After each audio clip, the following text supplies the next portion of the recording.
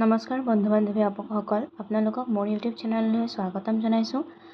আজি আমি পঢ়িবলৈ গৈ আছোঁ DLEDৰ বাকীখিনি থকা ছ'চিয়েল ছায়েন্সৰ কুৱেশ্যন এনচাৰখিনি। মই প্ৰথম পাৰ্ট 1 এটা ভিডিঅ' বনাই দিছোঁ আপোনালোকৰ বাবে, আপোনালোকে চেনেলত ভিজিট কৰি চাব পাৰে। আৰু দ্বিতীয়টো ভিডিঅ' আপোনালোকৰ বাবে লৈ আহিছোঁ, আহকচোন ভিডিঅ'টো চাওঁ।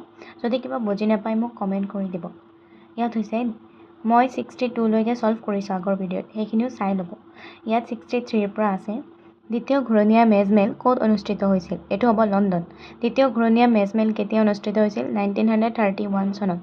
আইন অমান্য আন্দোলন কেতিয়া আৰম্ভ হৈছিল? 1930 চনত। আইন অমান্য আন্দোলন কেতিয়া শেষ হৈছিল? 1934 চনত। 1937 চনৰ প্ৰাদেশিক নিৰ্বাচনত কংগ্ৰেছ দলে কিমানখন প্ৰদেশত চৰকাৰ গঠন কৰিছিল? এইটো হ'ব 8খন। কংগ্ৰেছ দলৰ সকলো মন্ত্ৰীসভাই প্ৰাদেশিক বিধান পৰিষদৰ পৰা পদত্যাগ কৰিছিল 1939 চনত। কেতিয়া মুছলিম লীগে পাকিস্তানৰ দাবী কৰিছিল? 1940 চনত। ব্যক্তিগত সত্যাগ্ৰহ বা দিল্লীত চলোৱা সত্যাগ্ৰহ গ্ৰেপ্তাৰ হোৱা প্ৰথমজন ব্যক্তি হ'ল আচাৰ্য বিনোবা ভাৱে। ক্ৰিপছ মিছনৰ নেতৃত্ব কোনে লৈছিল? এইটো হ'ব sir Stanford Cripps. Cripps mission কেতিয়া ভাৰতলৈ আহিছিল? এইটো হ'ব 1942। দ্বিতীয় বিশ্বযুদ্ধ কেতিয়া আৰম্ভ হৈছিল? 1939। ভাৰত আৰু ত্যাগ আন্দোলন সূচনা কংগ্ৰেছৰ কোনখন অধিৱেশনত কৰা হৈছিল? মুম্বাই 1942। ভাৰতীয় জাতীয় সেনাবাহিনী কোনে গঠন কৰিছিল? কেপ্টেইন চৌহান সিং। ভাৰতীয় জাতীয় সেনাবাহিনীৰ মূল শ্লোগান কি আছিল? জয় হিন্দ। কেবিনেট মিছন কেতিয়া ভাৰতলৈ আহিছিল? 1946 চনত। আজাদ হিন্দ ফৌজ কোন ঠাইত স্বাধীন ভাৰতৰ অস্থায়ী চৰকাৰ গঠন কৰিছিল? ছিংগাপুৰত 1947 চনত। ভাৰত চৰকাৰে স্বাধীনতাৰ সময়ত গভৰ্ণৰ জেনেৰেল কোন আছিল? Lord Mountbatten.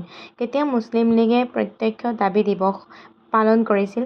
14 আগষ্ট 1946 চনত। ভাৰত স্বাধীন আন্দোলন কেতিয়া ব্ৰিটিছ সংসদে অনুমোদন জনাইছিল? এইটো এনেদৰে চাব পাৰে 1947 চনত। ভাৰত আৰু পাকিস্তানৰ সীমাৰেখাডালক কি বুলি জনা যায়? Red cliff line.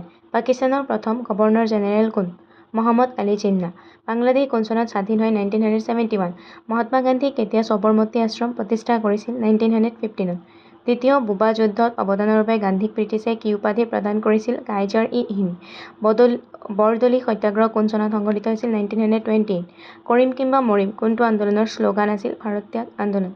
মহাত্মা গান্ধীৰ পত্নী কস্তুৰবাৰ কেতিয়া মৃত্যু হৈছিল? 1944 চনত। কেতিয়া মহাত্মা গান্ধীৰ মৃত্যু হৈছিল? এইটো শুদ্ধ উত্তৰটো হৈছে 30 জানুৱাৰী 1948 চনত। কোনে মহাত্মা গান্ধীক হত্যা কৰিছিল? এইটো নাথুৰাম গডছে। মহাত্মা গান্ধীৰ জন্ম কোন ঠাইত হৈছিল? এইটো হ'ব পোৰবন্দৰ, গুজৰাট। মোক তেজ দিয়া, মই তোমালোকক স্বাধীনতা দিম কোনে এই বাণী আগবঢ়াইছিল? সুভাষ চন্দ্ৰ বসু। 1932 চনত সাম্প্ৰদায়িক বাটোৱাৰা ঘোষণা কৰা ব্ৰিটিছ প্ৰধানমন্ত্ৰী আছিল ৰামছে মেকডোনাল্ড। তলৰ কোনজন ব্যক্তিয়ে খিলাফত আন্দোলনৰ নেতৃত্ব দিছিল? এইটো হ'ব মৌলানা শওকত আলী।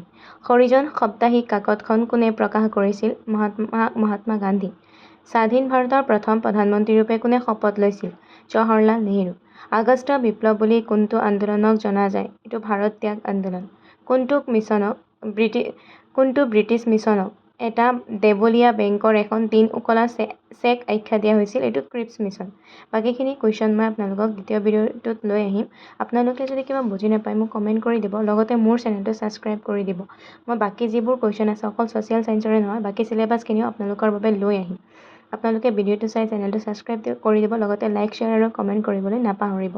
ধন্যবাদ।